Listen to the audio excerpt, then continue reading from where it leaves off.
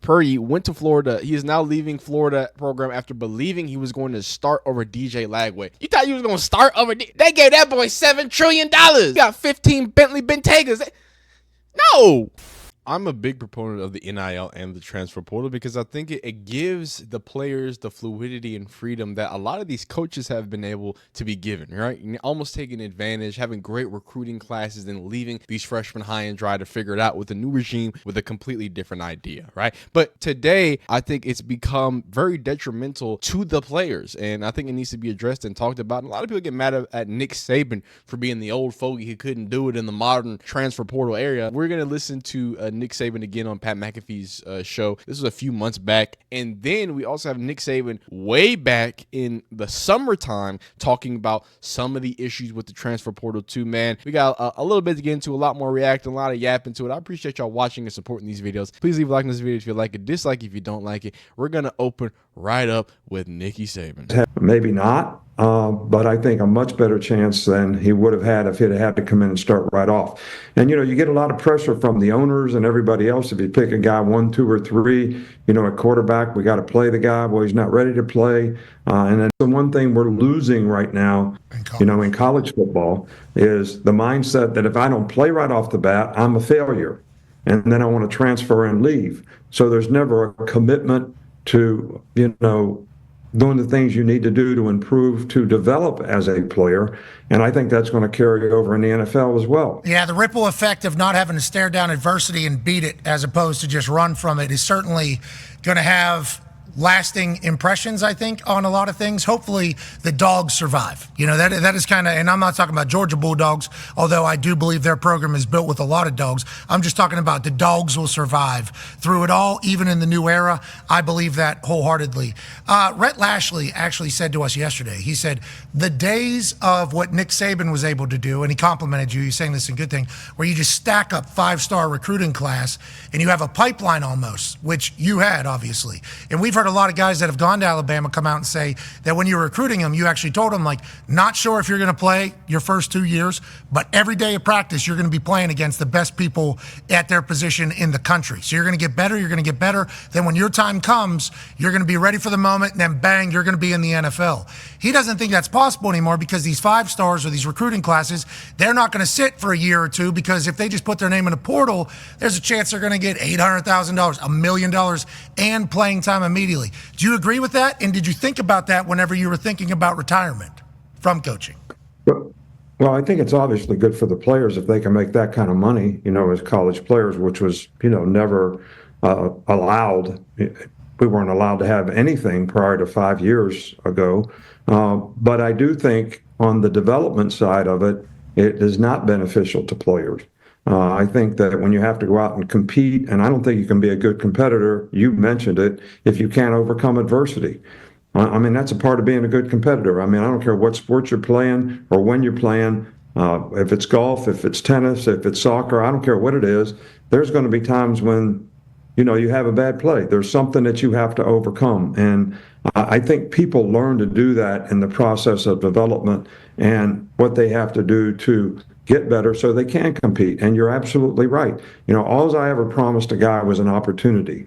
And I said, you're going to have an opportunity. I told Jonathan Allen, you're going to practice every day against Cam Robinson. All right, he's going to win the Outland Trophy. You're going to win the Outland Trophy.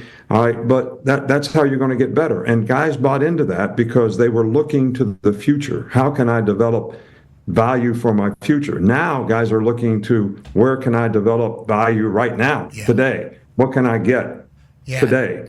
So it's less about playing and being a great player and more about, what can I get instantly, in terms of getting in the portal or going to another school? And, nobody talks about the college experience anymore. Nobody talks about graduation. All these things are probably important to the future. And, I actually coached 25 years ago when not very many guys graduated, and there were a lot of stories out there about, guys that didn't do very well when they, got out in the real world and they couldn't play anymore. So I know there are people like yourself who have done extremely well. Thank you. And there'll always be cases like that, but there's going to be a lot of people that they should use their football playing opportunities to, develop a career outside the game so they can have success when they can't play. Yeah, backup plan is always good, even in. Look, man, Nick Saban said, Cam Rising, you're too old. No, but great words from Nick Saban, and something that we've talked about, and something that has really been an epidemic, right? At what point is the transfer portal just detrimental, not only to the team and not only to, people trying to keep the rosters together, but detrimental to the players, right? You have obviously the positives. Look, the big top names are going to get things like this, right? Being able to transfer to Miami as Carson Beck. Look, at the end of the day, this is a good thing for Carson Beck. He's a decent quarterback. He needs to sharpen up a little bit to get his draft stock right. He'll get billions of dollars over here in Miami. It's good. But what about a story like Xavier Lucas out of Wisconsin? This video is going to come out very soon. It's a story that's being developed, and he's almost being held hostage for this whole him trying to enter the transfer portal. But also, apparently, he was taking some NIL funding. So it also alludes to something else we've been talking about. When this revenue sharing comes, when these contracts get signed, and people want to hop schools, how does that happen? How do you pay it out? And now you have a kid who's been trying to enter the transfer portal since December 26th and is just stuck in Wisconsin. And then obviously you have the Robbie Ashfords and the Rashadas of the world. Robbie Ashford is not as much of a bad nomer as a Rashada, but this is a dude who's been Oregon, Auburn, South Carolina. He doesn't want to stay anywhere to compete and try to do that. And at the same time, I got to feel for people like Robbie Ashford, because you go to Oregon and then they bring in 17 other 5-stars. You go to Auburn, they bring in 17. I mean, you couldn't beat Peyton Thorne. God, you can't be Peyton Thorne. But then you go to South Carolina and they got some quarterbacks there too. So, it's a lot of hopping around. And we already talked about Jerron, him signing, then transferring before even getting into the season to get to Cal because he thought he would start over somebody. We have another story. Should I even I don't know if I should let y'all see this one, dog. This was. I don't have it right here, but there is a Florida quarterback who also, we'll talk about. There's a Florida quarterback who transferred from Charlotte who thought he was going to start over DJ Lagway. Here it is. Charlotte quarterback Deshaun Purdy went to Florida. He is now leaving Florida program after believing he was going to start over DJ Lagway. Like at some point, this is detrimental. At some point, somebody's got to step in and tell these kids what the reality of the situation is. You thought you was going to start over there. They gave that boy $7 trillion. No, he got 15 Bentley Bentegas. No. Absolutely not. Just a crazy scenario. Obviously, a lot of money getting thrown around. It's just a weird scenario so much that I just don't want us to all look at Nick Saban and say, oh, well, he's just a guy that, he's just a guy that just didn't get his way. I think he's also a guy that's struggled a little bit and suffered a little bit for seeing some players that I think he genuinely cares about go through some tough situations in when it comes to NIL or in the transfer portal. So here's what a basketball coach. I mean, it's all college sports, especially the big ones making money. Basketball and football, baseball as well. They're having these problems. Let's see what he has to say. How hard is it to build culture when you have a wholesale roster turnover, 5 freshmen, 5 transfers? This is what it is for a lot of programs around the country right now, and it's going on here, obviously. Yeah. It's the landscape, right? Like, it's not something that any of us created, but here it is. The ones that can adjust on a year-to-year basis are the ones that are going to be more successful. You just got people leaving, going in the draft, getting hurt, like whatever it is. And then you got new guys, and so you're trying to build, with all new guys. Now you don't have the build-up as much. So I think what a lot of people are doing that are getting it figured out, besides just getting really talented guys, is finding those guys in the portal that have those winning qualities, because you don't have the time to instill it. You get them in the summer, you get them in the fall, and then you might lose them in the spring, right? And it's like dating in 8th grade. That's crazy. He says it's like dating in 8th grade. He's right. But that's crazy. And let's finish off with this Nick Saban quote. This was in August. So he's talking about the retired and the situation. And he's kind of alluding to some tampering. Another video that we're going to talk about here. But let's hear what he has to say here. The country. Portal's been something that's been really important to Florida State. How do you assess how it's being used now? Well, the portal has evolved. In the beginning, the portal was just an instrument for a player to show everybody that he wanted to transfer. there was no name, image, and likeness, so he was just looking for a different opportunity to play.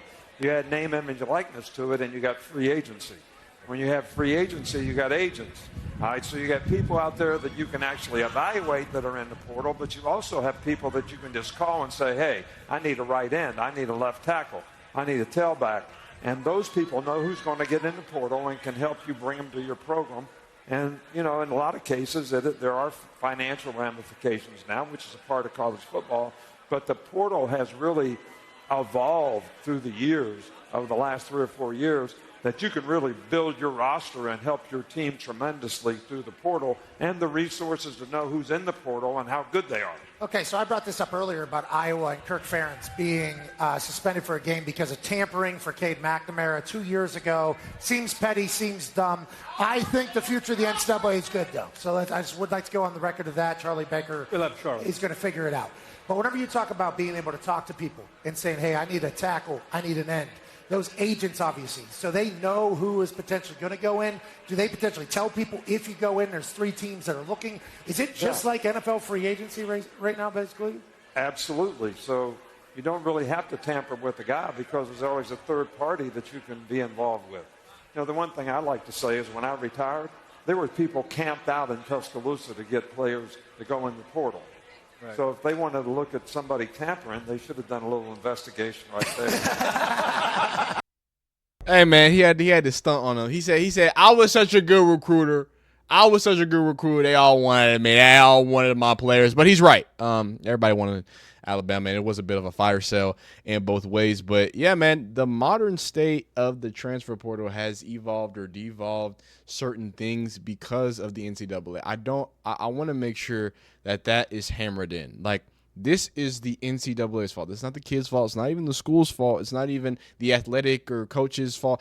It is the NCAA not setting up any standards, regulations, or guidelines when it comes to either the NIL or even the transfer portal. The transfer portal has become more and more open, and I'm happier and happier that people can instantly transfer and instantly play. But what has it really turned out to? Now they're messing with what the red shirt means too. So now the red shirt is more lenient, and they keep giving these guys more opportunity to play until they're 27, 28, 29 years old. And if that's what the NCAA wants, I guess that leads to more money for them. I guess that leads to a more spread out talent. If you got 28-year-olds in the ACC playing against 30 or 20-something-year-olds against in the SEC, I don't know. It's crazy times that we're living in. I'm wanting the transfer portal to be great, to keep continuing, but as it stands right now, like I said, I think it's the players that are suffering the most. So we'll see how everything shakes out. You leave a comment. Let me know how you feel about this whole situation. You think the transfer portal is going to get tightened down? Do you think with the whole revenue sharing situation, do you think that's going to be changed up with how we look at the transfer portal, how we look at NIL? But y'all get in the comments. Let me know how you feel. Like the video if you like it. Dislike if you don't like it. Subscribe if you enjoy college football content. I will see you next time.